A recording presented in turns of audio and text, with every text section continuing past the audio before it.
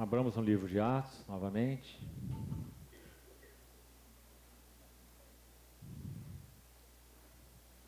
Capítulo 5.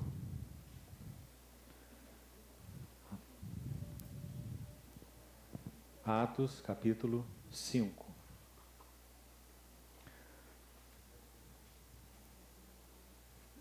Vamos ler os versos 14 a 16. Atos 5. E crescia mais e mais a multidão de crentes, tanto homens como mulheres, agregados ao Senhor, a ponto de levarem os enfermos até pelas ruas e os colocarem sobre leitos e macas, para que, ao passar Pedro, ao menos a sua sombra se projetasse em alguns deles. Afluía também muita gente das cidades vizinhas a Jerusalém, levando doentes e atormentados de espíritos imundos, os quais eram todos curados. Verso 15 destaca: para que ao passar Pedro, ao menos a sua sombra se projetasse em alguns deles. Vamos ao texto paralelo, então, do ministério de Paulo, para estudarmos e meditarmos em mais esse paralelo juntos. Atos 19. Atos 19. Vamos ler desde o verso 11.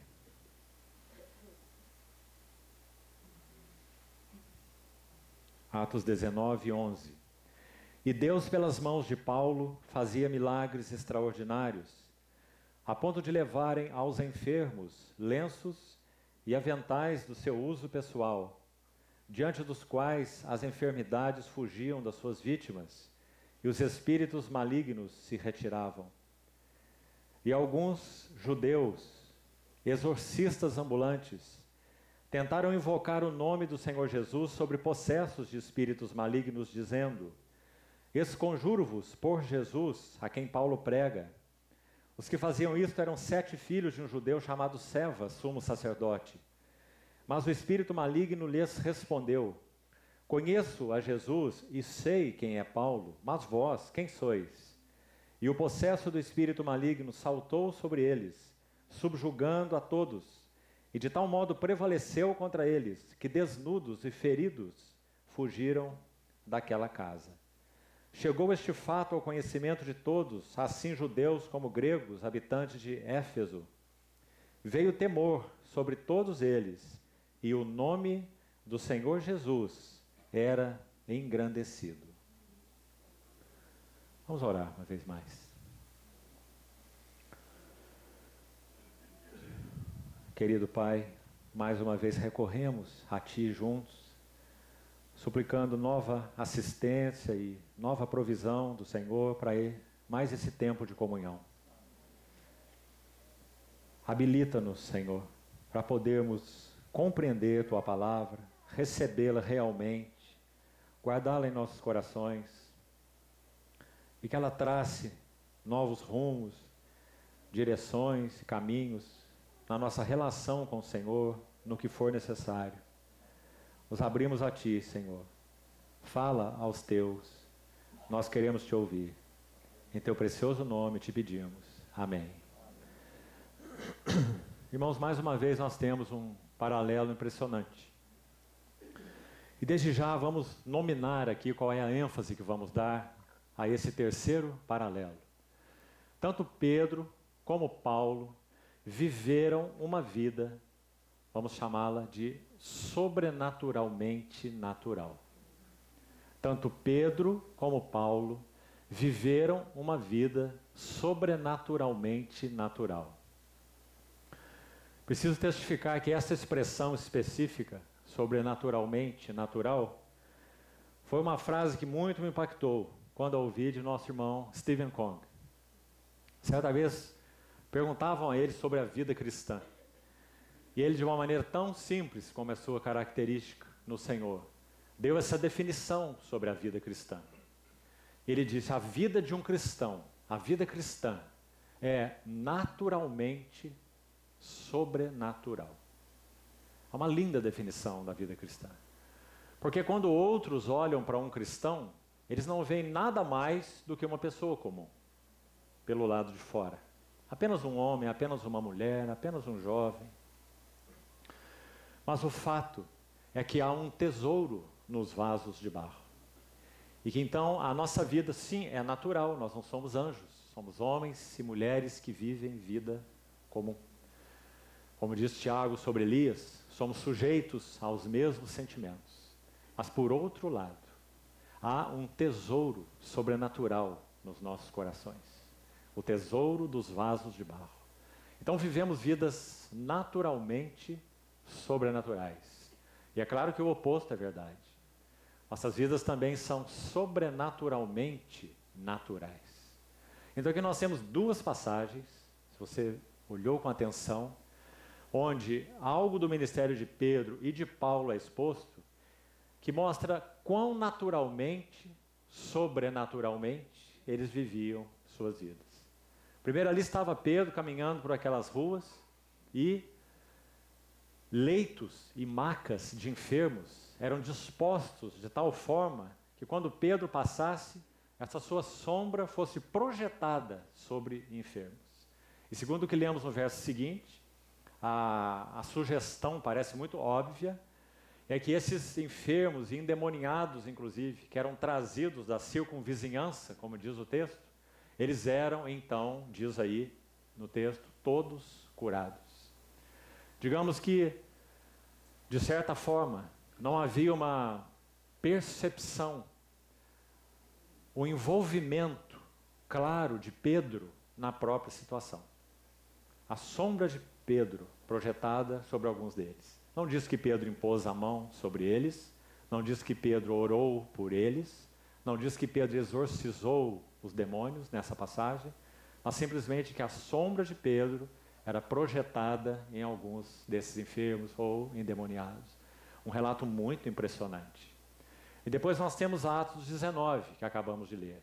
Outro relato não menos impressionante e não menos natural que o primeiro. Ali estava Paulo. Nós sabemos que ele é natural de Tarso, da Cilícia. Nós sabemos pela história, os eruditos vão nos dizer, que muito provavelmente o pai de Saulo criava as famosas cabras de Tarso. Era uma região muito própria para a criação de cabras, muito próspera, inclusive, nesse tipo de atividade agrícola e comercial, as peles de cabras. E Paulo provavelmente aprendeu o seu ofício do seu pai. Ele fabricava tendas. Então, muito provavelmente com o couro das cabras, já que era essa a atividade da região. E sem dúvida, Paulo tinha suas mãos calejadas. Não há ninguém que trabalhe com couro fazendo tendas que não tenha suas mãos calejadas. É um duro trabalho. Costurar, cortar, perfurar aquele couro. Então, assim Paulo aprendeu o seu ofício e assim trabalhava. O que nós vemos em Atos 19 é que lenços e aventais do seu trabalho comum. Paulo usava esses lenços e esses aventais para o seu trabalho. Então, é dito que esses lenços e aventais eram levados e eram postos diante de enfermos e essas enfermidades, então, eram curadas. E a mesma coisa com relação a endemoniados. Então, nós vemos outro claro paralelo. Essas duas vidas, desses dois despenseiros, vivendo, então, uma vida tão natural quanto sobrenatural. E essa é uma outra marca que deve caracterizar as nossas vidas cristãs. Somos pessoas comuns. Mas, amados irmãos, o sobrenatural da nossa relação com Cristo tem se evidenciado em nossas vidas? Claro que estamos usando esses textos como princípios. Nós não estamos dizendo que as mesmas coisas devem ocorrer conosco, com nossos lenços, com nossos aventais ou com a nossa sombra, no caso de Pedro. Mas estamos sim aplicando o princípio. Será que temos vivido vidas que de tal forma influenciam outros, que nós nem mesmo temos consciência de em que nível temos sido influência para essas determinadas pessoas? Creio que assim é. Nosso Deus, na sua misericórdia, oculta de nós suficiência ou de acharmos que somos alguma coisa. Aquele que pensa ser algo mais um aspecto essencial das nossas vidas cristãs. Nós deveríamos viver vidas tão simples, tão naturais, que então essa influência fosse um extravasar de nossas vidas para a bênção de outros. Nós vamos ver alguns textos em que isso é explicado de uma maneira muito clara, mas antes eu queria citar um versículo de Oséias para os irmãos. Oséias capítulo 14, verso 5, um verso bastante impressionante, que mostra que a nossa vida cristã, para que tenha esse efeito de influência sobre outros, ela tem que conter esse elemento de raízes profundas, de vida oculta, vida secreta diante do Senhor. Então, se você abrir aí em Oséias 14 e ler o versículo 5, ele diz assim: serei para Israel como orvalho. Oséias então está falando o nome do Senhor, esse orvalho que dego Israel, eu que dou vida para o meu povo Israel.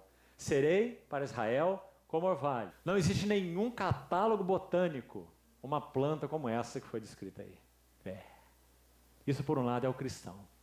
Uma simples e despretensiosa vida de fé. O justo viverá da fé. Tão frágil, isso é o que nós somos. Lírio, que hoje existe, mas por outro lado, tão lindo, não é? Tão branco, tão puro.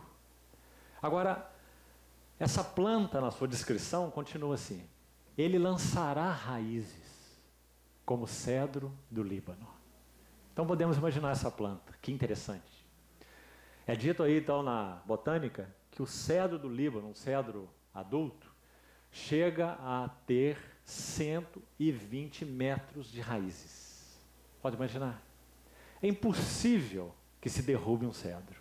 Nenhuma tempestade, nenhum tufão vai arrancar um cedro. Derruba uma casa, mas não arranca um cedro. 120 metros de profundidade. Vida oculta, raízes. Amados irmãos, parece que muitas vezes nossa vida com o Senhor se parece a um iceberg ao contrário. No iceberg, mais ou menos 1/7 da massa está visível, né? E 6/7 está oculto. Parece que nós vivemos uma vida de iceberg ao contrário. Nós temos 1/7 oculto e 6/7 aparentes. Somos muito aparecidos, né? Aparecidos e aparecidas, né? Como o Senhor quer realmente nos ensinar o segredo de uma vida secreta. Sabe, irmãos, o livro de Ruth? Só há 2 livros de mulheres na Bíblia, Ruth e Esther. O livro de Esther não menciona o nome de Deus em nenhuma passagem. Mas é um livro que tem a providência de Deus, a mão de Deus, os bastidores por todos os lados. E o livro de Esther não menciona a palavra amor em verbo. Então, em substantivo, perdão, apenas em verbo. Não menciona amor substantivo. Mas o amor está por todo o livro de Ruth. É o livro da relação de Cristo com a igreja, Boaz e Ruth. No capítulo 1, Ruth é uma moabita. No capítulo 2, Ruth é uma segadora, quando entra nos campos de Boaz sem saber. No capítulo 3, ela é descrita como Ruth, sua serva. E no capítulo 4, ela é Ruth, a esposa. Ela começa de uma moabita e termina como esposa de Boaz. No capítulo 3, nós temos um cenário na eira. A eira é o cenário. Quando Ruth está na eira e Boaz está contente com a sua grande colheita, dormindo, sossegado no seu monte de grãos, é dito que Ruth chega de mansinho e lhe descobre os pés. E é dito que quando Ruth lhe descobre os pés, Boaz lhe mostra o rosto. Porque ele acorda e pergunta a ela: quem és tu? E ela responde: sou Ruth, sua serva. Esse é um princípio espiritual. Na nossa vida de relação com o Senhor, quando nós descobrimos os seus pés, isso fala de vida secreta aos pés do Senhor. Então nós temos uma recompensa. Quando nos mantemos aos pés do Senhor, o Senhor sempre nos mostra o seu rosto. Mas quando nós perdemos os pés do Senhor, nós perdemos o seu rosto. Então, amados irmãos, quando Paulo escreve aquele lindo texto em 2 Coríntios capítulo 2, sobre fragrância, ele diz assim: nós somos para Deus o bom perfume de Cristo. Nós somos para Deus o bom perfume de Cristo. Primeiro. Mas também ele diz, ele, por meio de nós, manifesta em todo lugar a fragrância do seu conhecimento. Não é maravilhoso, amados irmãos? Assim nós devemos ser. Mas qual é a chave para que isso aconteça? Uma vida aos pés do Senhor. Amados irmãos,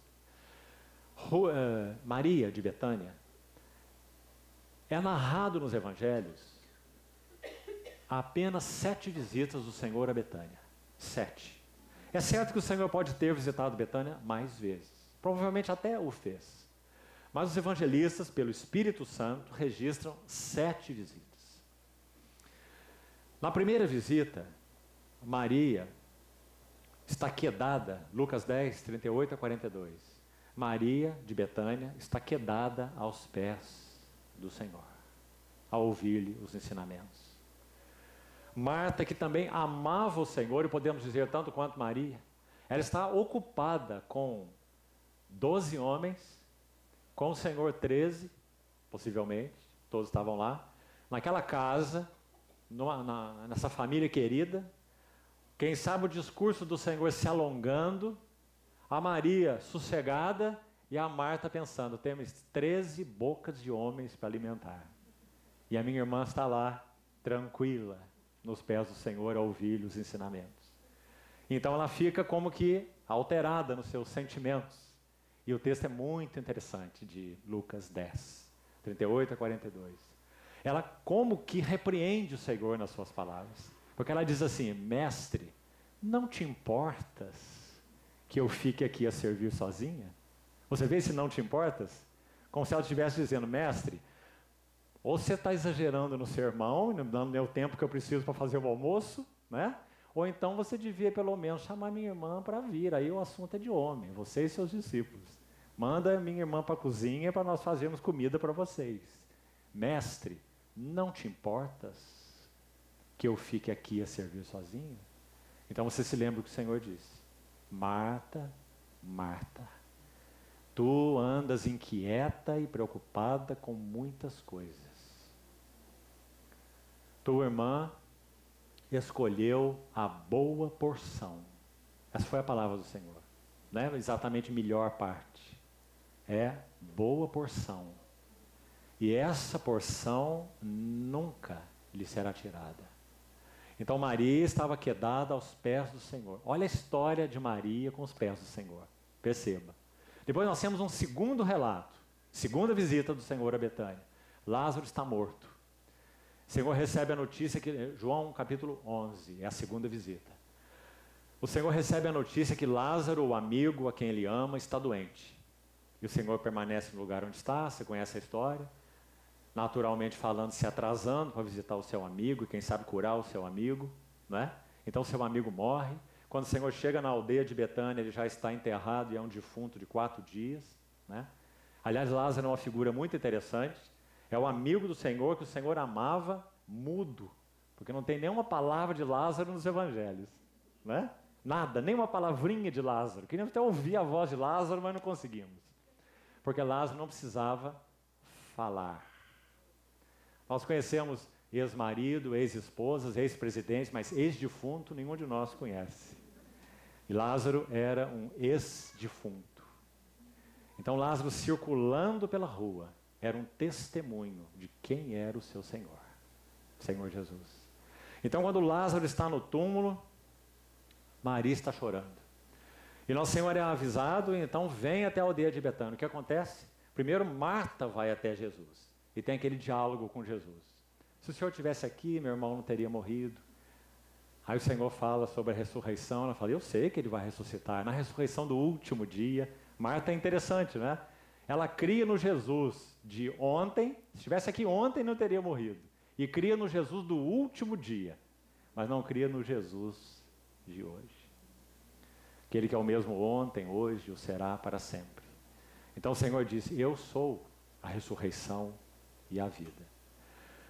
E então o Senhor, esse diálogo ocorre ali fora da aldeia, Marta vai encontrá-lo. E então o Senhor vem com Marta e vai chegando no lugar onde estavam pranteando Lázaro.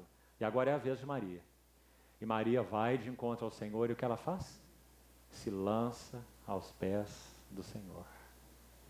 Maria conhece esses pés. Se lança aos pés do Senhor. E o Senhor tem algumas palavras para Maria. E ele ressuscita Lázaro. Terceira visita. Está no capítulo seguinte, João 12. Sabe o que acontece ali? Nosso Senhor está sendo procurado como um bandido comum. Eles escrevem um edital e anunciam por toda a região que quem o visse o denunciasse, para que ele fosse preso, como caçando um bandido. E Nosso Senhor sabe que não era chegada ainda a sua hora, mas estava a 6 dias da sua hora, 6 dias da cruz. Então o que ele faz? Ele faz um pequeno retiro. Se você ler o final de João 11, você vai ver que ele vai, na geografia ali, ele vai a mais ou menos 30 quilômetros a noroeste de Jerusalém, que é o deserto da Judéia, no deserto da Judéia. Uma cidadezinha, uma aldeiazinha chamada Efraim. E o Senhor faz um retiro de uns dias ali. Então, quando esse retiro no tempo do Senhor é concluído, então ele vai para Jerusalém. É sua última ida. E antes de chegar em Jerusalém, ele vai para Betânia. Passa na aldeia de Betânia. E vai para a casa de Marta, Maria e Lázaro. Lá está o Lázaro ressuscitado. E lá estão Maria e Marta. Então, há uma ceia que é preparada para o Senhor.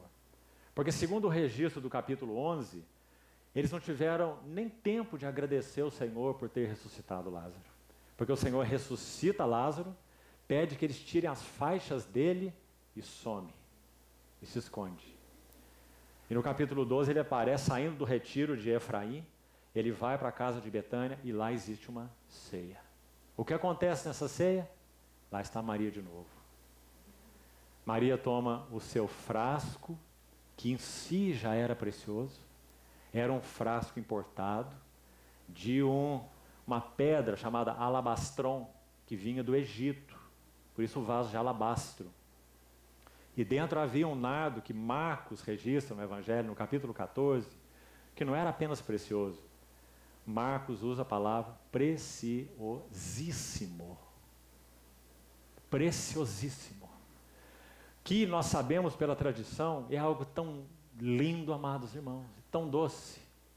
Essas mulheres reservavam para o dia das suas núpcias. E quando iam para o quarto de núpcias com seus esposos, elas levavam o seu frascozinho pendurado normalmente em um colar. E ali quebravam o vaso que tinha já o seu gargalo estriado, para que se quebrasse no lugar certo.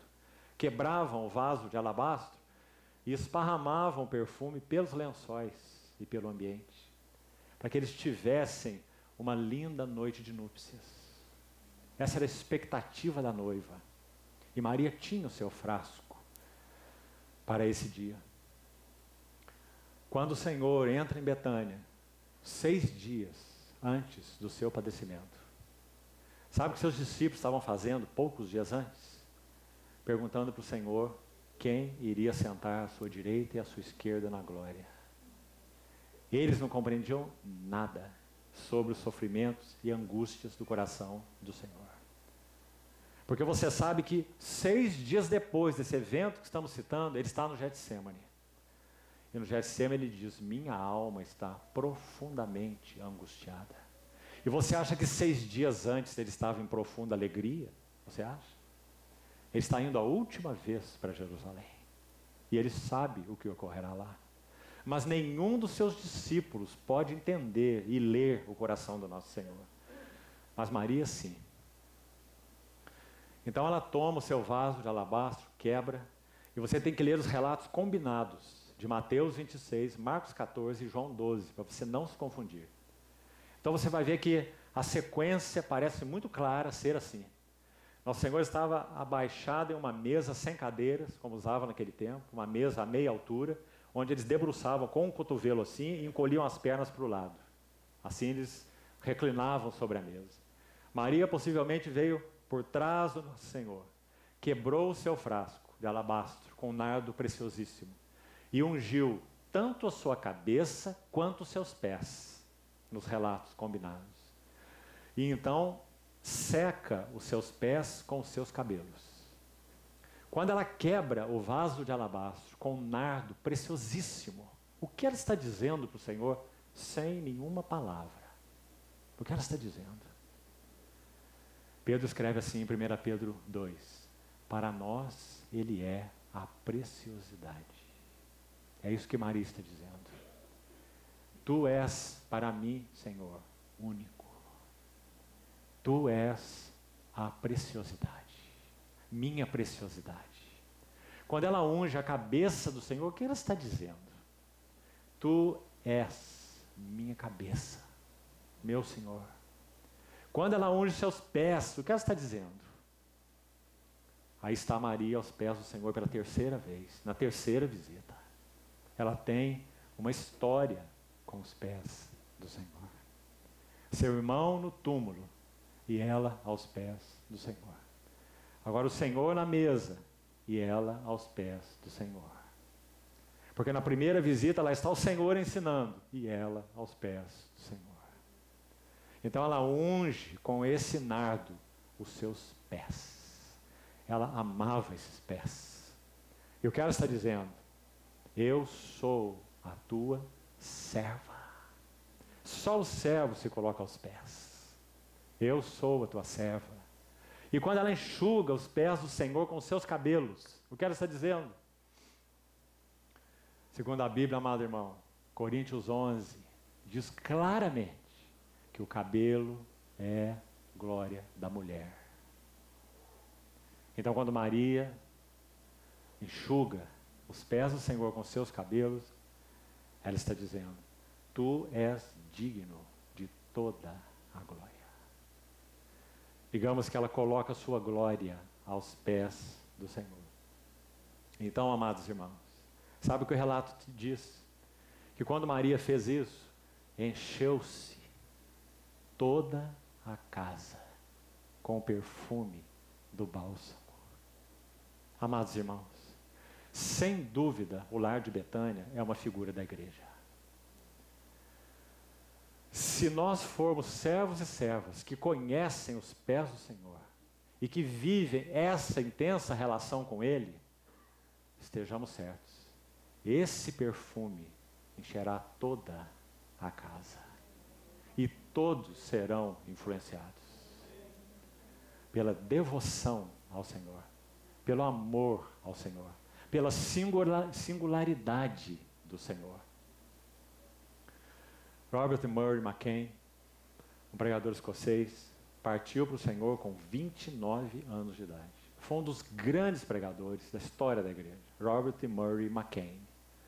Ele escreveu assim em seu diário uma vez: nenhum homem pode ser um ministro fiel e fervoroso de Cristo enquanto ele não desistir inteiramente de atrair os ouvintes a si mesmo e buscar atraí-los somente a Cristo. Enquanto ele não estiver pregando somente por amor a Cristo. Esse tremendo pregador partiu para o Senhor com 29 anos de idade. Mas ele já conhecia o significado do que é ser para o Senhor e os pés do Senhor. Então, amados irmãos, qual é o segredo? Para que a casa do Senhor se encha do bálsamo, do perfume do bálsamo. Que cada uma das nossas vidas tenha uma história com os pés do Senhor. Uma história pessoal. Ninguém pode te colocar aos pés do Senhor. Você precisa encontrar os pés do Senhor e ali permanecer. Mas não há lugar mais seguro nesse universo. O lugar mais traiçoeiro desse universo são as nossas mãos. E o lugar mais seguro são os pés do nosso Senhor Jesus. Então, queridos irmãos, se vamos a 2 Coríntios, capítulo 2, vamos ver como Paulo registra isso, nessas palavras tão preciosas. 2 Coríntios, capítulo 2, vamos ler, a partir do verso 14.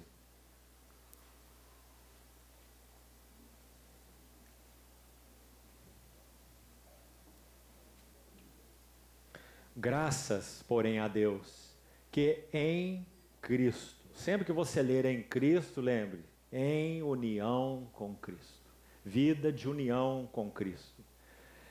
Graças a Deus que em Cristo sempre nos conduz em cortejo triunfal. E por meio de nós, manifesta em todo lugar a fragrância do seu conhecimento. Ou a fragrância que é conhecê-lo. Essa fragrância é conhecê-lo, é o seu conhecimento. Porque nós somos, para Deus, o bom perfume de Cristo, tanto nos que são salvos, como nos que se perdem. Para com estes, cheiro de morte para a morte, para com aqueles, aroma de vida para a vida.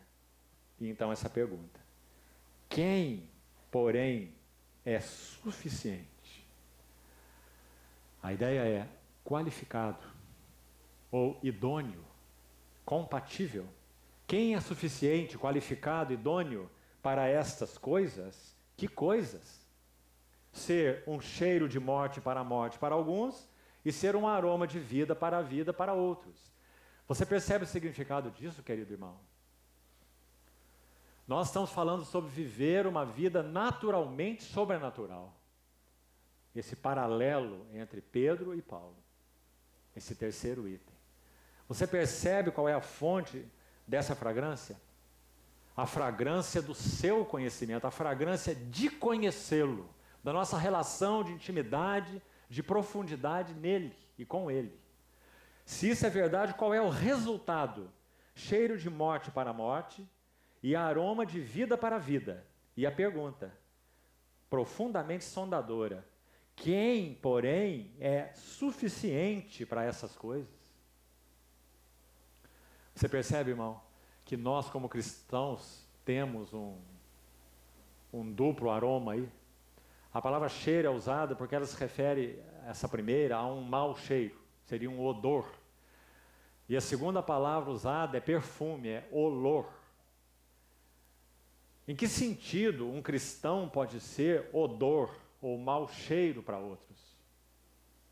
E em que sentido, esse aqui é fácil de sabermos, um cristão pode ser um olor ou um perfume para outros? Vou citar 2 exemplos para você, que me parecem muito interessantes no livro de Atos. Estevão, Pedro. Quando Estevão pregou o Evangelho, ele estava cheio da unção do Espírito Santo. Não houve nenhum erro naquela palavra, nenhuma distorção, nenhuma falta de unção, muito pelo contrário. E quando Estevão pregou, o que aconteceu? É dito que os que ouviam rilhavam os dentes contra ele e se arremeteram sobre ele e o apedrejaram. O que Estevão foi ali para aqueles que ouviram o Evangelho? Cheiro de morte para a morte. Ele disse: homens de dura cerviz e que sempre resistem ao Espírito Santo, tal como foram os vossos pais, incircuncisos de coração. Então, aquela luz do Evangelho, da glória de Cristo na boca de Estevão, ungido pelo Espírito Santo, foi para eles juízo, condenação. Então, irmão, mantenhamos isso em nossos corações. Por um lado, nossas vidas têm que significar reprovação para o mundo. Do contrário, nós não somos qualificados, como Paulo disse aí, no sentido desse versículo. Nós estamos desqualificados. Porque a nossa vida, conduta, estilo de vida, enfim, convicções, não confrontam outros. Não reprovam outros, não significam reprovação para outros. Deixa eu contar uma outra história verdadeira. Um evangelista de 2 séculos passados, ele morava numa pequena cidade e ele ia frequentemente à sua barbearia. E barbearia naquele tempo, em particular, era um lugar horrível. Era um lugar onde se ouvia só coisas indecentes, onde os homens se encontravam, né? Então falavam de todo mundo, de todos, bobagens, piadas sujas, um ambiente muito ruim, as barbearias. E esse servo do Senhor ia à barbearia. E a sua história diz, o relato diz, que quando ele entrava nessa barbearia, simplesmente para fazer a sua barba, uma atitude muito simples, de um homem simples, quando ele entrava nessa barbearia, você podia ouvir até que ele saísse uma mosca voando. Todas as pessoas se calavam, porque se sentiam reprovadas pela vida santa que esse homem vivia entre esses outros. Cheiro de morte para a morte. Será que há esse aspecto de reprovação da vida, conduta, estilo de vida, do mundo em nossas vidas? Será que nos nossos ambientes, universidade, trabalho? Agora, irmão, sabe o que acontece quando esse perfume exala assim? Na verdade, é um duplo resultado. Porque os mesmos que sentem, que percebem a reprovação, entre eles mesmos, há aqueles que são ganhos pelo aroma de vida para a vida. E nós não sabemos quem são. Nunca saberemos. Essa é a parte dos mistérios de Deus. Então, muitas vezes, alguns que inicialmente se sentiram reprovados e condenados, foram exatamente por isso atraídos a Cristo. E os que inicialmente respiraram um cheiro de morte para a morte, passam a respirar um aroma de vida para a vida. E se rendem ao Senhor. Então, quando nós vemos a pregação de Pedro, o que nós vemos? Mesmo Espírito, mesma unção, mesmo Evangelho, mesma sabedoria e mesma graça. E quando Pedro prega, aroma de vida para a vida. 3.000 almas se converteram. Nenhum deles rilhou os dentes contra Pedro. Nenhum deles apedrejou Pedro. É dito que eles foram compungidos no seu coração. A ideia era de uma espada rasgando a carne. Ao ouvirem isso, compungiu-se-lhes o coração. E eles disseram: que faremos, irmãos? A pergunta que citamos na sessão anterior, vocês se lembram? Fizeram para Pedro também. Foi o primeiro que ouviu essa pergunta. Como, e agora, Pedro? Que faremos com isso que ouvimos? E Pedro disse: arrependei-vos. Cada um de vós seja batizado em nome de Jesus Cristo, para a remissão dos vossos pecados. Recebereis o dom do Espírito Santo. E tivemos lá uma fila de 3.000 pessoas para serem batizadas. Aroma de vida para a vida. Quem é suficiente para essas coisas? Então, amados irmãos, aí está o terceiro paralelo. Nós fomos chamados para viver uma vida naturalmente sobrenatural. Porque é isso que nós somos, graças ao Senhor.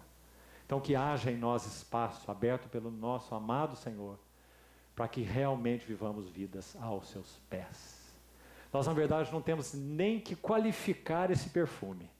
Será que aqui está sendo odor e ali está sendo olor? Nós não temos a menor preocupação. Quem qualifica isso é o Espírito Santo.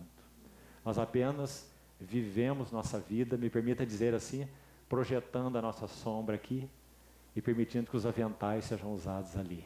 Compreendeu? Hoje em dia você sabe o que tem sido feito aí na mídia, não é? O pregador sobe naquele púlpito assim, começa a falar todas aquelas coisas, e tem uns que tiram o lenço mesmo, tira o lenço do paletó, limpa o suor assim e joga para o povo. Tem outros que jogam o paletó também. Não é assim? Essas coisas que vemos aí, não é? Parece, irmão, pelo texto de Atos 19, que Paulo não estava nem consciente. Acho que ele ia trabalhar no dia seguinte e falava: está faltando um avental aqui. Não é? E o avental tinha sido levado. E o avental era suficiente para curar enfermos, para expulsar demônios.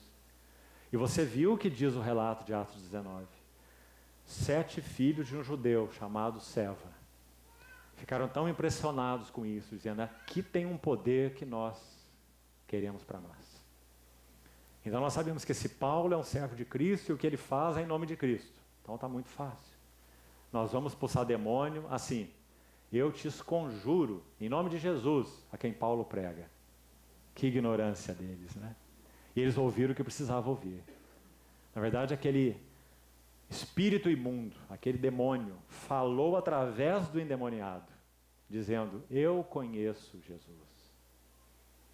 Mas também ele disse: eu sei quem é Paulo.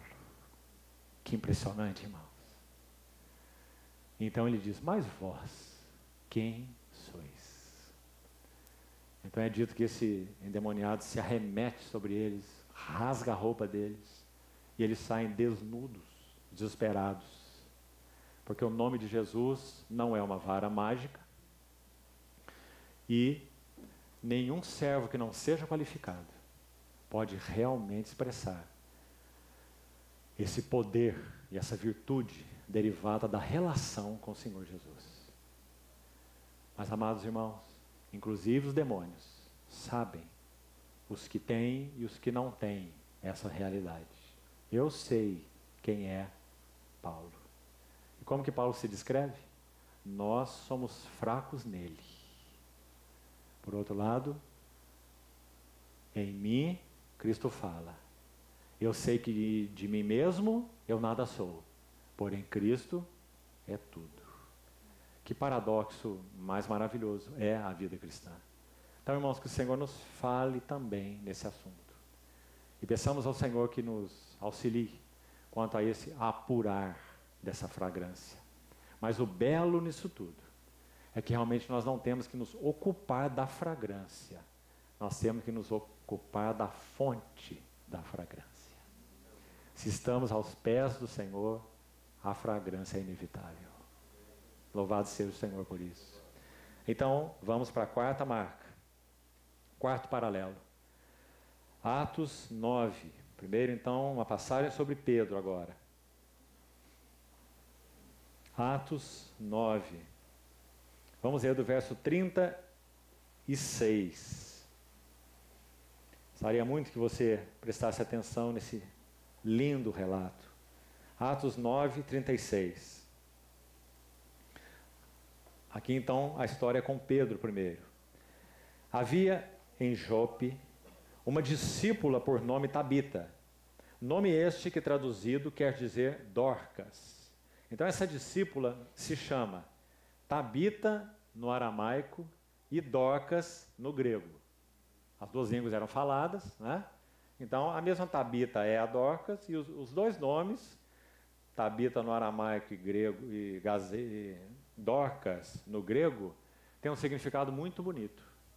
Gazela. E segundo Abacuque, capítulo 3, gazela é uma figura de vida nos planos altos. Vida nos lugares elevados. Dorcas, a gazela, era ela notável pelas boas obras e esmolas que fazia. Ora, aconteceu naqueles dias que ela adoeceu e veio a morrer. E depois de a lavarem, puseram-na no cenáculo. Como Lida, cidade vizinha, era perto de Jope, ouvindo os discípulos que Pedro estava ali, enviaram-lhe 2 homens que lhe pedissem: não demores em vir ter conosco. Pedro atendeu e foi ter com eles.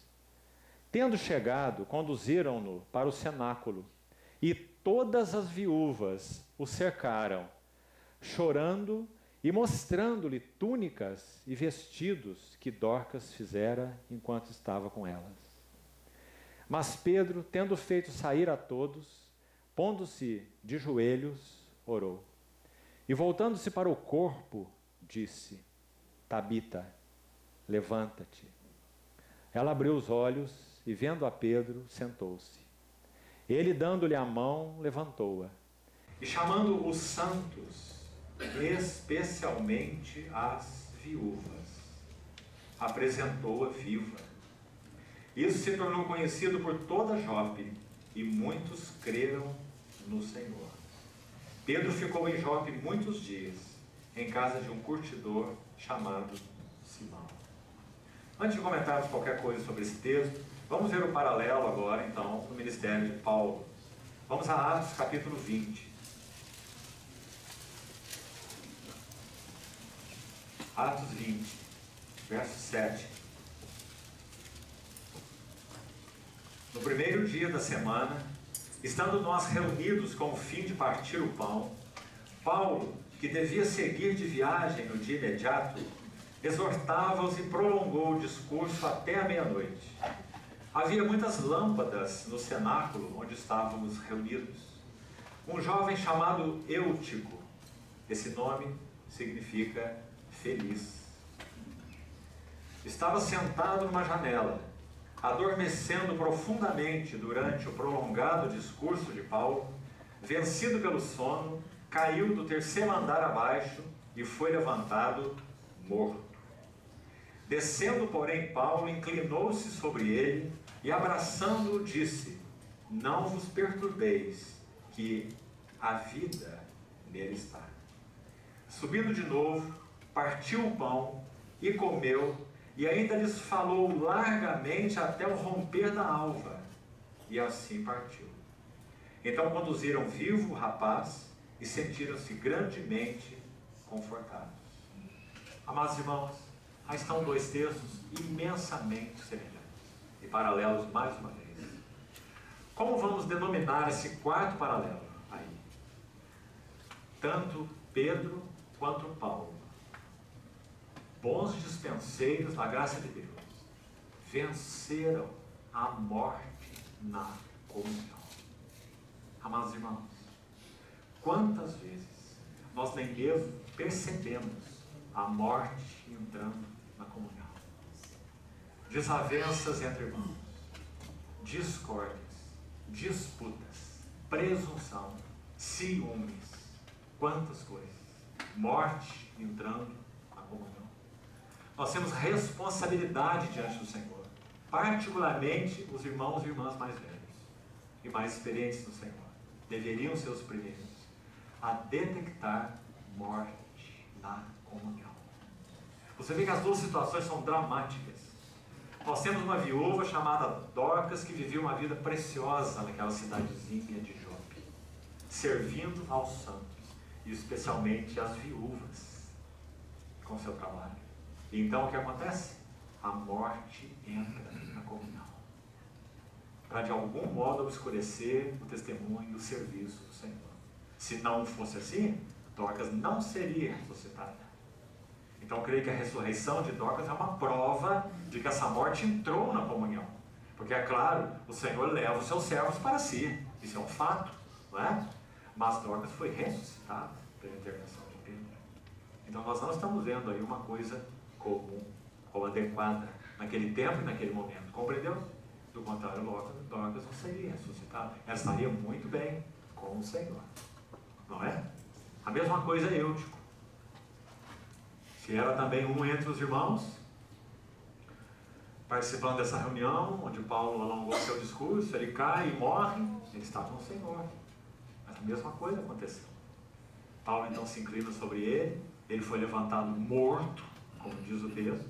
Então nós não temos aí um desmaio, não. Né? Dorcas morreu, Eutico morreu, e os dois foram ressuscitados. Ou seja, o princípio é: a morte foi vencida na comunhão. Eles detectaram, venceram a morte na comunhão. Irmãos, que o Senhor abra os nossos olhos para vermos o quanto o inimigo lança uma sombra de morte na comunhão. Ele faz isso de muitas maneiras. Despertando, gostaria de repetir isso, disputas, contendas, suspeitas malignas. Como isso ocorre na casa de Deus? Suspeitas malignas, não é? Morte na comunhão. Graças ao Senhor por esses dois dispenseiros que detectaram a morte na comunhão, mas não só isso. Eles venceram a morte na comunhão. Gostaria de aplicar isso de uma maneira também simples, mas talvez muito útil para nós. Vamos pensar em reuniões da igreja. Amados irmãos, nós já estamos suficientemente claros que quando algo que conta para Deus, que tem valor para Deus, está acontecendo em uma determinada assembleia, isso vale até para um indivíduo, vale para um casamento, vale para uma família, em todos os níveis. Nós vamos pensar numa assembleia. Algo que tem valor para o Senhor está acontecendo nessa assembleia. Despertamento espiritual, vidas sendo ganhas, pessoas se reconsagrando, arrependimentos genuínos, coisas maravilhosas. E algo de valor para o Senhor está ocorrendo. O inimigo sempre se levantará. E ele buscará lançar sombra de morte na comunhão.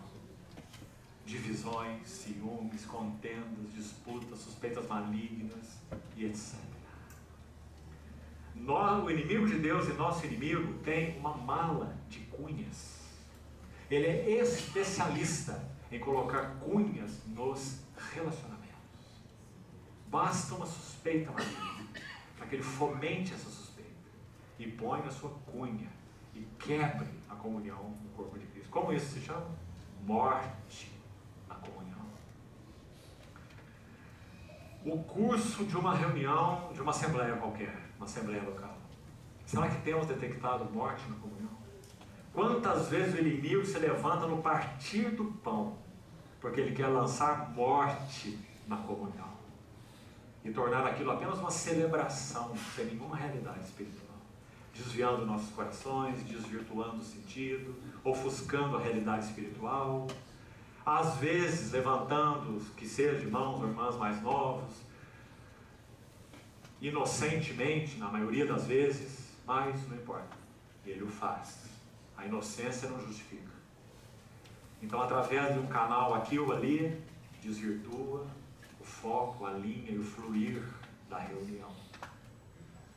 Uma oração descontrolada, desordenada, uma palavra fora do fluir e da direção do Espírito. Sempre o inimigo estará atento. Ele não cochila, irmãos, com relação ao testemunho do Senhor. Ele sempre estará pronto para lançar morte na comunhão. E no compartilhar da palavra, quando a palavra é aberta para compartilhamento, quão sensíveis precisamos ser. Quantas vezes entra de novo a morte na comunhão, não é? Então, esse é o quarto paralelo. Você se lembra o princípio do Nazireu na Bíblia, em Números capítulo 6? É muito interessante. É dito que, dentre outras coisas, o Nazireu não devia tocar em cadáver, em corpo morto. Você se lembra? Sem dúvida há um princípio. Assim como aquele crescer o cabelo fala de outro princípio, né? Ligado à consagração. Sansão era um nazireu. Quando ele teve a sua cabeleira raspada, você se lembra que os seus olhos foram vazados. Esses fatos estão interligados. Cabeleira raspada fala na perda do nazireado, claro, né? Perda da consagração. Seus olhos foram vazados quando se perde a consagração, tipificada por aquela cabeleira, naquele caso do Nazireu, do Velho Testamento. Quando se perde a consagração, se perde a visão. Visão espiritual é consequência de consagração. E ele foi amarrado em um moinho, no cárcere, fazendo um trabalho de mula, que era arriada ali, amarrada para moer o grão, rodando em círculos, né? Fazendo um trabalho de mula. Ou seja, Sansão passou a girar em círculos sem propósito. Perda da consagração, perda da visão, perda do propósito, ou da vocação. Então o Nazireu, ele não podia tocar o corpo morto. Por quê? Parece que há outro princípio aí. Nós temos que ser tão cautelosos, queridos irmãos, quando tocamos morte, seja na comunhão, seja na vida de qualquer irmão ou irmã. Porque qual é a tendência? Se nós não tivermos em nós vida vigorosa no Senhor, então a vida não irá suplantar a morte. Ao invés dessa vida suplantar a morte, é a morte que vai obscurecer a vida. Tome muito cuidado quando você estiver buscando dar suporte a pessoas deprimidas. Elas precisam muito de suporte, de intercessão, de ajuda, da palavra do Senhor. É o que elas precisam, não precisa de nada mais. Não precisa de ajuda psicológica em si, não é? Se precisa de ajuda psicológica, então que procure os próprios para isso. Mas na casa de Deus, nós não somos vocacionados para dar ajuda psicológica, né? A nossa ajuda psicológica, entre aspas, é a palavra de Deus, viva e eficaz, né? Então, quando nós estamos tratando com esses casos, que tomemos muito cuidado, porque a tendência é a morte suplantar a vida.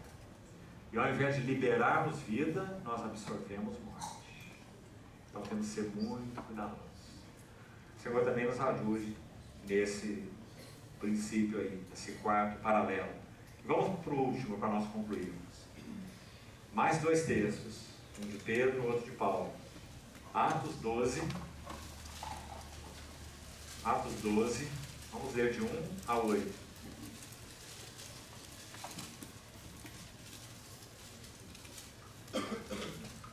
Atos 12, de 1 a 8.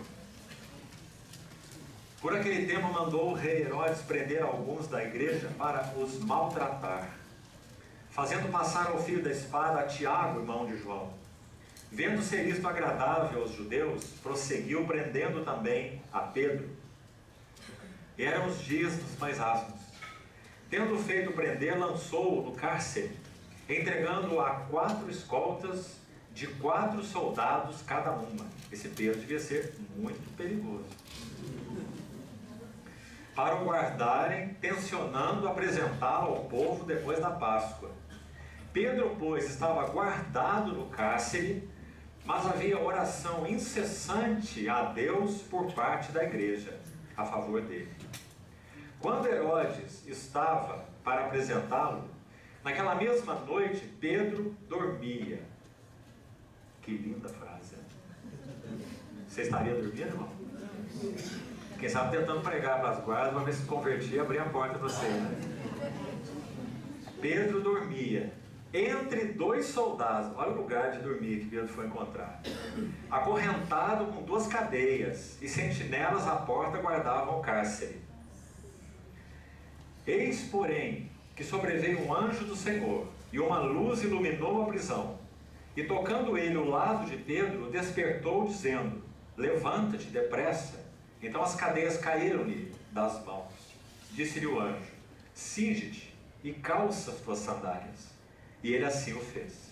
Disse-lhe mais: põe a tua capa e segue. Pedro na prisão, condenado à morte, e havia oração incessante da igreja a favor dele. O que Pedro conheceu aqui numa experiência muito gráfica e literal? Então vamos chamar esse quinto paralelo do ministério de Pedro e Paulo aqui em Atos de conheceram o poder da sua ressurreição. Paulo usa essa frase em Filipenses 3, você se lembra?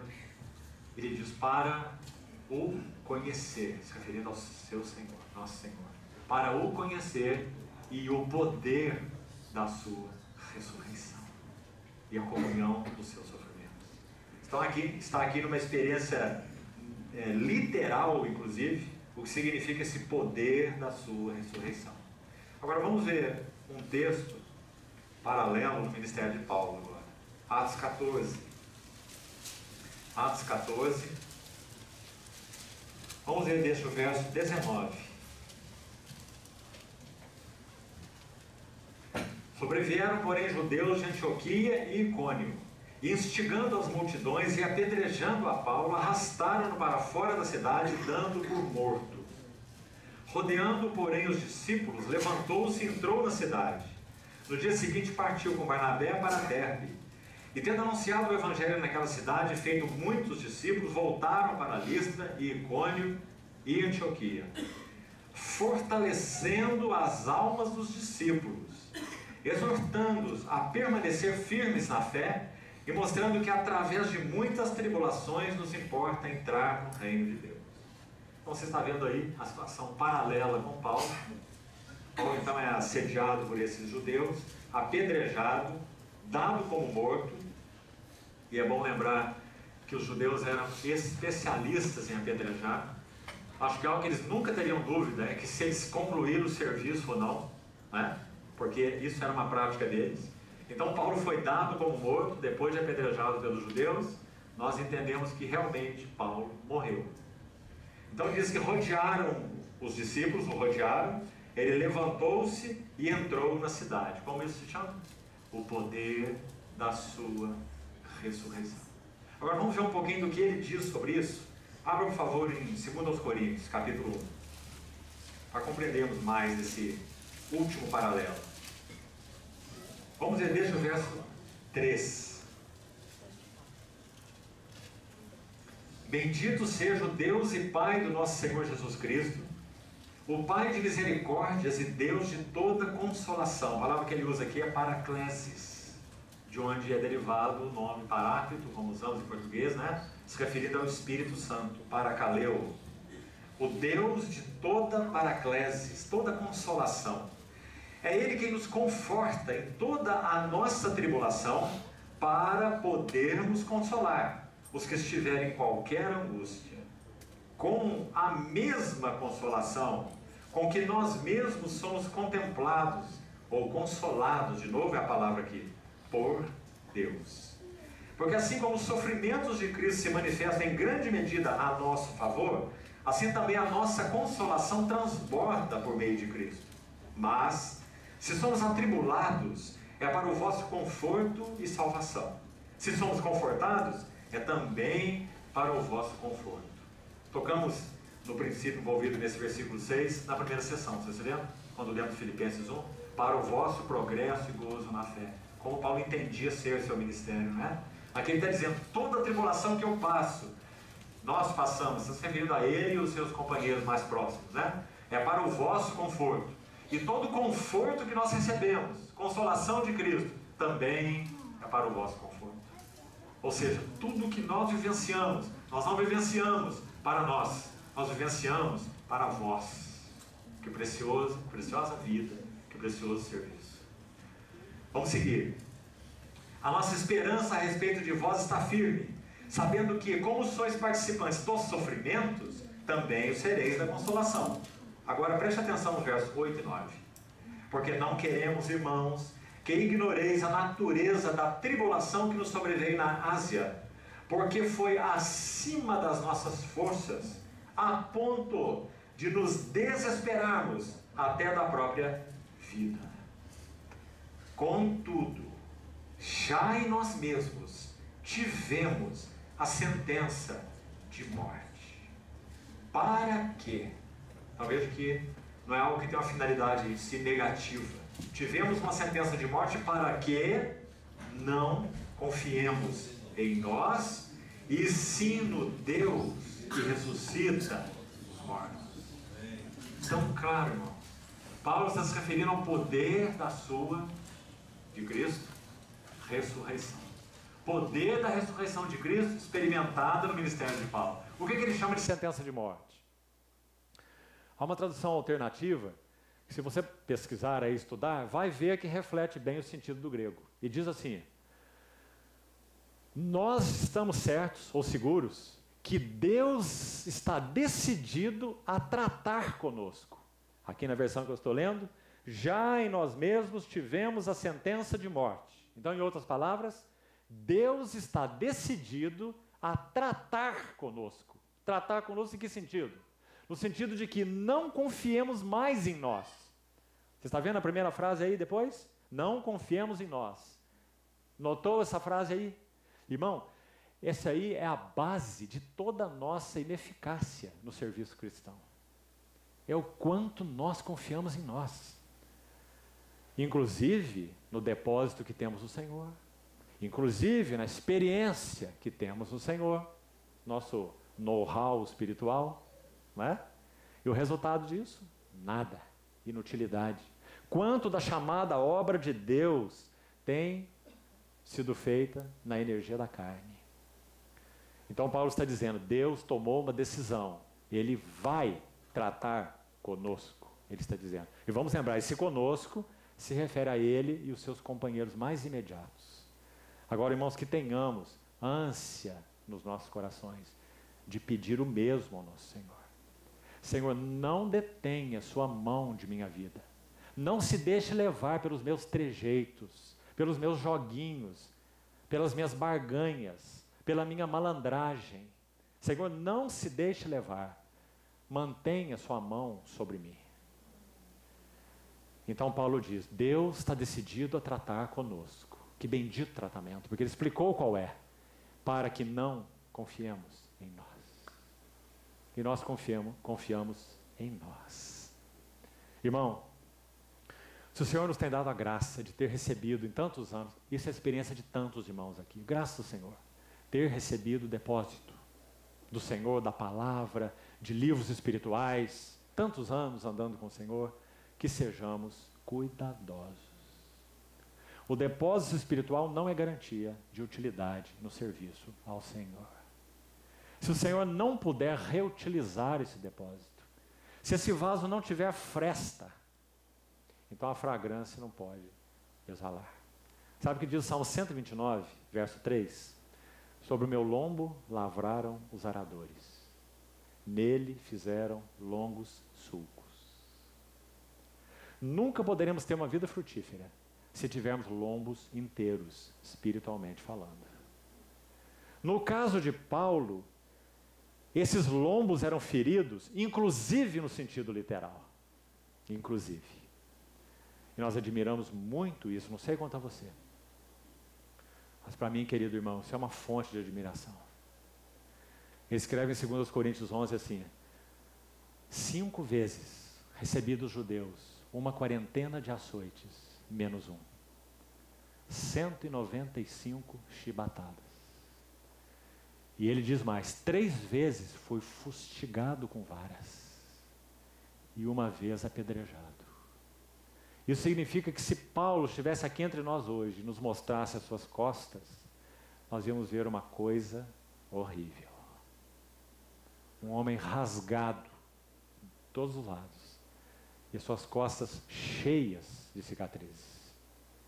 Por isso ele escreve aos Gálatas assim: quanto ao mais, ninguém me moleste, porque eu trago no corpo as marcas do Senhor Jesus.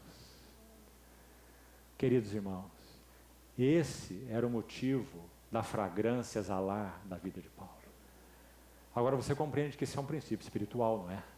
Você não precisa necessariamente ter as suas costas rasgadas pelo nome de Cristo. Você pode ter.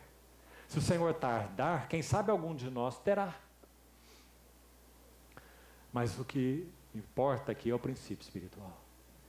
Se o Senhor não encontrar caminho para fazer frestas no nosso homem exterior, nunca o nosso homem interior vai se manifestar. E sabe, irmão, confiar no depósito, confiar na experiência, confiar nos recursos naturais e próprios, seja lá o que for, é uma tragédia no nosso serviço ao Senhor. Se o Espírito Santo não puder, vou repetir isso, vivificar o Logos, isso não tem nenhum valor. As nossas experiências, estritamente falando, só têm valor para nós. Por isso são pessoais. Elas só podem ter valor para outros se o Espírito Santo encontrar caminho através de nós nessas experiências. Você compreendeu a diferença entre uma coisa e outra? Nunca achemos que trabalho da cruz é sofrimento. Esqueça isso, amado irmão. Porque a cruz, o trabalho da cruz em nós tem um grande C na frente.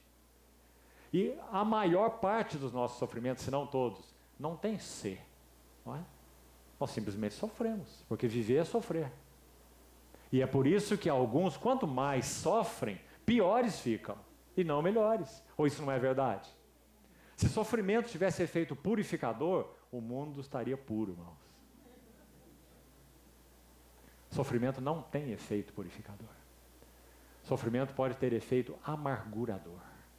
Mais ressentimento, mais senso de vingança, mais tudo que é ruim. Então o que significa o trabalho da cruz? O trabalho da cruz significa o trabalho de Deus, providência, e o trabalho de Deus pela palavra. Quando Deus arranja circunstâncias, Ele sempre arranja todos os dias. E as situações implicam em sofrimentos em diversos níveis. Aqui ou ali, dores, perdas, tribulações, provações, privações. Você vê? Quando Deus arranja essas coisas na sua providência, se nós não nos ajoelhamos, para usar uma linguagem aqui de Watchman, se referindo a Madame Guyon, tão conhecida Madame Guyon, ele dizia: precisamos aprender a nos ajoelhar e a beijar a mão que trata conosco. Viu a diferença onde está? Então, se nós estamos numa situação de sofrimento, e temos muitas, e nós então ajoelhamos, nos dobramos e beijamos a mão que trata conosco, e dizemos: fala, que teu servo ouve. Então sim. Então o Senhor usa o sofrimento como parte do trabalho da cruz em nós. É muito diferente, irmão, uma coisa da outra. Então o que determina se sofrimento é parte do trabalho da cruz em nós ou não, é a nossa reação diante do sofrimento. Compreendeu? A mesma coisa vale para a palavra de Deus. Se a palavra de Deus tivesse uma atitude, um efeito compulsório, a igreja já estaria gloriosa. Não é? Porque Deus nos tem dado a sua palavra. Se ela tivesse um efeito de rolo compressor nas nossas vidas, um efeito compulsório, a igreja já estaria transformada e gloriosa. Porque a palavra de Deus não tem, muitas vezes, o efeito que ela poderia ter em nossas vidas. Qual é a explicação? Hebreus 4:2. A palavra que ouviram não lhes aproveitou, porque não foi misturada, acompanhada com a fé naqueles que ouviram. Importa que nos agarremos com mais firmeza às verdades ouvidas. Então, ouvir a palavra simplesmente não é trabalho da cruz em nós. A nossa reação à palavra é trabalho da cruz em nós. Temos que dizer, sim, Senhor. O que o Senhor diz a respeito de ti e de mim é a verdade. Então nós somos rasgados pela espada, pela faca, na verdade lá é faca, em Hebreus 4 não é espada, não é instrumento de guerreiro, é instrumento do sacerdote. A adaga viva e eficaz, que penetra até dividir alma e espírito e sondar o coração. Mas nós temos que dizer sim à palavra do Senhor. Porque nós podemos dizer não à palavra do Senhor. Pedro não disse? Não, Senhor. E a geração no deserto prostrou-se no deserto depois de 40 anos de caminhada. Por quê? Porque a palavra que ouviram não lhes aproveitou. Porque não foi misturada com a fé. Percebeu, irmão?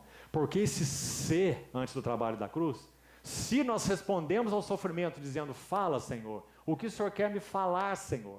O problema não é o outro, o fulano, o ciclano, o betrano, ninguém me entende. Não é isso? E é por aí que nós vamos, a maioria das vezes. Não é verdade?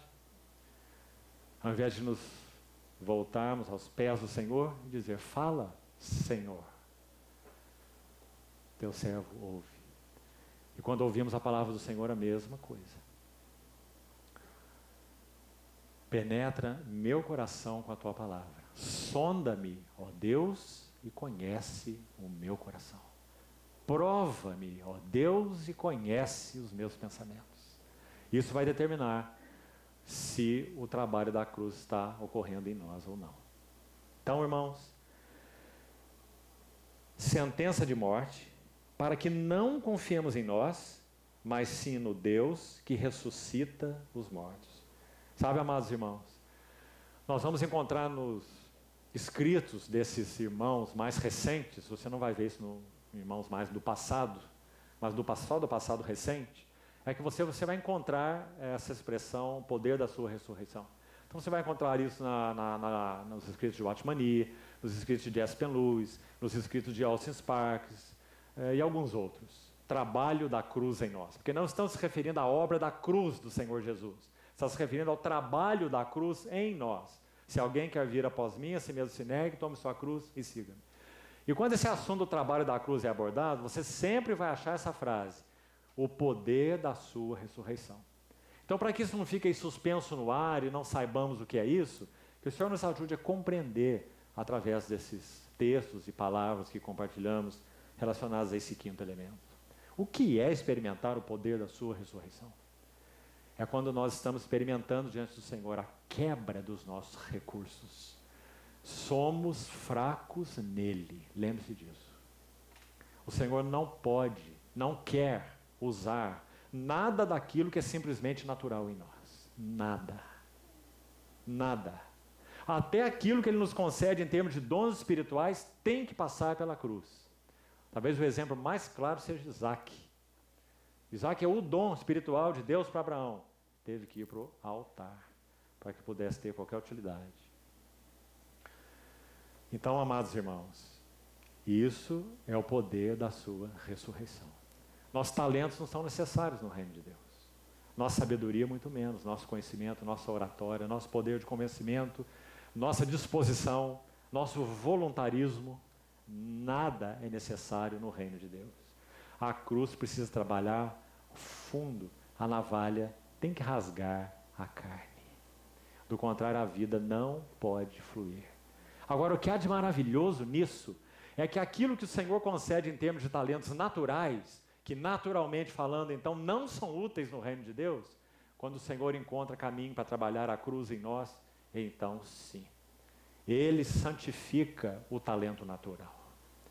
Então aí sim, isso pode cooperar no reino de Deus. Assim como acontece com dinheiro. Quem disse que naturalmente falando, nosso Deus precisa de dinheiro para qualquer coisa no seu reino? Ele é o dono do ouro e da prata. Ele faz todas as coisas sem dinheiro nenhum. Não é? No entanto, a Bíblia nos ensina que esse mamon da iniquidade, ele pode e deve ser tornado útil, santificado para o uso no reino de Deus. Não é? Mesmo princípio vale. Não é assim? Bakht Singh, certa vez, ele estava exercendo seu serviço na Índia e eles recebiam missionários estrangeiros para pregar o evangelho na Índia. E a Índia passou por um avivamento espiritual de 5 anos seguidos. Imagina o que aconteceu lá. De 1934 a 1938. 5 anos de avivamento espiritual. Bakht Singh era um jovem ainda nessa época. E uma vez ele estava numa viagem ao Canadá e encontrou alguns missionários que iam enviados à Índia para pregar o evangelho ali. E fizeram uma pergunta para ele sobre a atuação dos missionários na Índia. Bakht Singh respondeu assim: nós não precisamos mais dos seus missionários. Vocês, quando vão à Índia, dependem de patrocínios e promoções.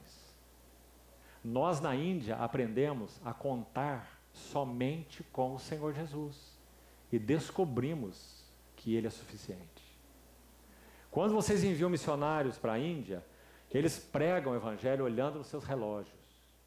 Em 45 minutos, eles têm que terminar a sua mensagem. Nós, na Índia, nos reunimos durante 5 a 6 horas em campos abertos. 8, 10 mil pessoas para adorar o Senhor e ouvir a sua palavra. Não precisamos mais dos seus missionários. Amados irmãos, isso significa o poder da sua ressurreição. Se nós não tivermos de novo, queira o Senhor antes que Ele venha, um sopro vivificador do Espírito Santo nas nossas vidas e nas assembleias do Senhor, o que será de nós? Nós temos sido tão fracos, não é, amados irmãos? Parece que aquela palavra, a Filadélfia, realmente se aplica tanto a nós, não é? Mas não é no aspecto positivo, não. Nós somos Filadélfia, a Filadélfia louvada por Deus. Mas acho que devíamos atentar mais para o aspecto negativo ali. Quando o Senhor diz assim: tu tens pouca força. Isso caracteriza a igreja dos nossos dias. Nós temos tido muita pouca força nele. Porque nós não temos sido fracos nele. Compreende? Nós temos sido muito fortes. E o problema do Senhor é a nossa força. E a vantagem do Senhor é a nossa fraqueza. Porque isso realmente nos ensina o que é o poder da sua ressurreição. Então, queridos irmãos, esses são 5 paralelos na vida desses 2 dispenseiros. Sem dúvida, contém 5 lições muito importantes. Por favor, te peço humildemente, não lance essas anotações na sua gaveta. Gaveta não frutifica. Pegue as suas anotações e vá para o teu jardim de oração. E jogue essas sementes no teu jardim de oração, para que possa frutificar para o louvor da glória do nome do Senhor. Que possamos ser fragrância para Ele. Temos tido sim pouca força, mas pela misericórdia do nosso Senhor, nós não temos negado o seu nome. E também pela sua misericórdia, Ele tem mantido uma porta aberta diante de nós, não é verdade? Gostaria de terminar aqui, e até me lembrei disso agora mesmo, e vou terminar com isso. Você ouviu esse texto de Amós 8:11, que foi lido no início? Deixa eu te falar uma coisa sobre ele. Ele é um texto que tem ênfase de juízo. Leia o 10 e você vai ver. Então, cuidado, não tire versículos de contexto. Quando o Senhor falou para Laodiceia assim, eis que eu estou à porta e bato. Se alguém ouvir a minha voz, entrarei, cearei com ele e ele comigo. Ele está falando para uma igreja. E às vezes esse versículo é extraído daí e é usado para pregar o evangelho para ímpios. Não é? Quem ouvir a minha voz, eu estou à porta e bato, tudo bem. Você pode usar e pode pregar o evangelho para os ímpios com esse versículo. Só depois pega esse versículo e ponha no lugar dele. Porque o Senhor está falando para a igreja. Compreendeu o que eu quero dizer? Mesma coisa, Amós 8:11. Porque se você ler o 10 e o contexto todo do capítulo 8, você vai ver que o Senhor está julgando o seu povo. Porque o seu povo estava cultuando o Deus Moloque, a estrela Renfã, está lá no capítulo 5 de Amós. Aqueles deuses que eles cultivaram no deserto. E o Senhor os julga. Por isso, julgou no deserto e julga agora, dizendo, vocês fazem o mesmo que vossos pais fizeram, com o Deus Moloque, com a estrela Renfã. Veja Amós 5. Então, o que ele diz no capítulo 8, desse verso 11 que foi lido aqui? Eis que vem dias em que eu enviarei fome, mas não de pão, e sede, mas não de água, mas de ouvir as palavras do Senhor. Por quê? Porque ele retiraria as palavras dele do meio do seu povo. Esse é o contexto de Amós. Então, bem, nós podemos nos alegrar com Amós 11, tirando ele do contexto. Que o Senhor está enviando dias para nós, amém, que são dias em que tem havido muita sede, tem havido muita busca pela palavra do Senhor. Isso é maravilhoso. Eu tenho servido o Senhor há 40 anos e preciso dizer aos irmãos que nesses 5 anos isso tem sido muito diferente. Tem havido uma busca pela palavra do Senhor, pela comunhão com o Senhor, por renovo espiritual, tal qual, no meu caso, não o vejo há 40 anos. Isso é uma grande bênção. Me parece, amados irmãos, que é um último movimento de amor do Senhor, do seu trono, em direção à sua igreja. Um último movimento de amor, antes que ele venha. Ele está fazendo o último movimento e nos chamando, vem, vem, vocês são meus. Não há outro tesouro para vocês que não seja eu. Eu sou o manancial de águas vivas. Desistam das cisternas rotas. É isso que ele tem nos falado de modo geral, não é assim? E graças ao Senhor, isso é despertamento espiritual. Mas vamos lembrar, irmão, uma das formas do Senhor julgar um povo indolente, que negligencia sua palavra, que ouve a sua palavra só como música para os ouvidos, não é? Como era no tempo do Senhor. Vós sois como meninos que gritam, vocês tocaram flauta e nós não dançamos. Lembra o Senhor falando? Se nós temos esse coração, o que o Senhor faz? Amós 8:11. Eu retirarei de vocês a minha palavra, e vocês terão fome dela, e terão sede dela, mas não a acharão. Então que o Senhor tenha misericórdia de nós, para que nos nossos dias nós possamos dizer, Senhor, por tua infinita graça, nós temos encontrado a tua palavra. E o Senhor tem nos dado sede dela e fome dela, e tem matado a nossa sede, com teu pão e com a tua água. Irmãos, que essa porta aberta que ninguém pode fechar, seja mantida diante de nós. Porque os irmãos podem imaginar o que seria de nós. Se o Senhor tardar, que dias nós viveremos? Olha para o lado, irmão, aí fora. Nós estamos vivendo uma coisa horrível. Uma boca de blasfêmia se abriu na terra contra o trono de Deus. Está dizendo para ele, não te conhecemos, não te queremos. Retire-se e deixe-nos viver nossa própria vida, a nossa maneira. Sabe o que a psicologia está dizendo hoje? A psicologia acadêmica, natural, que ensina nos consultórios? Você precisa encontrar a sua verdade. Cada um tem uma verdade. Encontre sua verdade e não permita que ninguém te impeça de encontrar a sua verdade. E viva de acordo com ela. Se alimente como quiser, vista como quiser, pratique sexo como quiser. Você tem a sua verdade. Encontre-se uma boca de blasfêmia contra o trono de Deus, contra a glória de Deus. Quando uma civilização chega a esse ponto, como é o caso da nossa, sabe qual é o fim, o resultado? juízo. Nós estamos às portas desse juízo. Em breve, amados irmãos, ele vai se tornar evidente. Mas o que nós estamos aguardando? Esse juízo? Nós, no nosso caso? Não. É tão lindo você ler Apocalipse com cuidado. Apocalipse 19 tem duas ceias. Duas ceias em Apocalipse 19. Uma é a ceia das bodas do Cordeiro, cuja esposa a si mesma já se ataviou. A outra é a grande ceia, onde os abutres comem a carne dos poderosos. Duas ceias. Uma é o que ocorrerá com o mundo, a outra é o que ocorrerá com a igreja.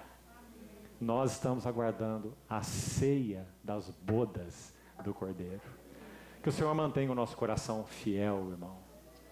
Se não me engano, foi Jespen Lewis quem escreveu um cântico muito lindo sobre a vinda do Senhor. Algo que ela tinha tão forte no seu coração. Jespen Lewis.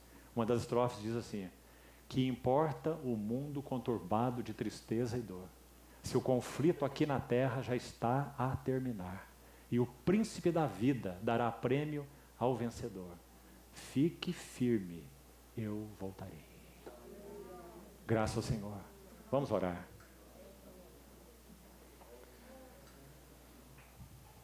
Amado Pai Celestial, encomendamos as Tuas mãos, a Tua graça, a Tua palavra e essa comunhão dessa tarde.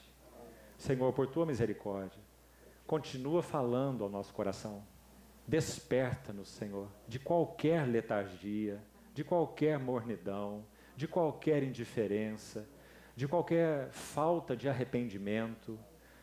Ajuda-nos, Senhor. Vem onde nós estamos, na Tua condescendência para conosco, mas não para ficar aqui no nosso nível, mas para nos elevar até onde o Senhor está. Assim te pedimos, Senhor. Retira-nos de qualquer estado que não confere com Teu coração. E, Senhor, nós te pedimos que o Senhor renove a cada manhã, nos nossos corações, um profundo maranata. Porque, Senhor, realmente, nossa expectativa não é nem mesmo que nós vivamos um avivamento espiritual nessa terra. Mais que isso, nós queremos viver essa realidade última e final, de entrarmos todos na ceia das bodas do Cordeiro. Ó noivo celestial, apressa-te, tem misericórdia de nós, tem misericórdia da Tua igreja, tem misericórdia dessa geração pervertida e corrupta. Ó Senhor, sustenta o testemunho da Tua igreja nesses dias do fim. Queremos realmente viver como luzeiros nesse mundo. Desperta-nos, Senhor, para Ti. Recupera nossas afeições, recupera a nossa devoção, Senhor. Sê para nós único, precioso, como és em Ti mesmo. Assim te pedimos, agradecidos, Senhor. Em nome do Senhor Jesus. Amém.